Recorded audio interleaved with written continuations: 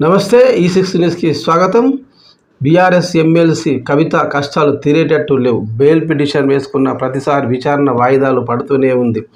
నిన్న బెయిల్ పిటిషన్పై విచారణ జరిపిన కోర్టు 22కు వాయిదా వేసింది. రౌస్ రెవెన్యూ కోర్టు సిబిఐ దాఖలు చేసిన పిటిషన్ను పరిగణలోకి తీసుకొని పరిశీలించి సిబిఐ కేసులో డిఫాల్ట్ బెయిల్ ఇచ్చే పిటిషన్ విచారణ జూలై 22కు వాయిదా వేసింది. Trial court judge Kaveri Baweja తెలిపారు. ఈ నెల 18వ తేదీ వరకు కస్టడీలో ఉండాలని ఆదేశించారు. దీంతో కవిత బెయిల్ పిటిషన్పై విచారణ మరింత ఆలస్యం అయ్యే అవకాశం ఉన్నట్టు తెలుస్తుంది.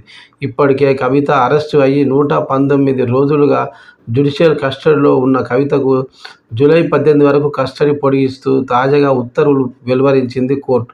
దీంతో బెయిల్ పిటిషన్పై ఇప్పట్లో స్పష్టమైన ఆదేశాలు వెలువడే పరిస్థితులు కనిపించడం లేదంటూ న్యాయ నిపుణులు జూలై 22 తర్వాతే చేపట్టే విచారణలో ఒక స్పష్టమైన అవకాశం ఉంటుందన్నారు న్యాయవాదులు.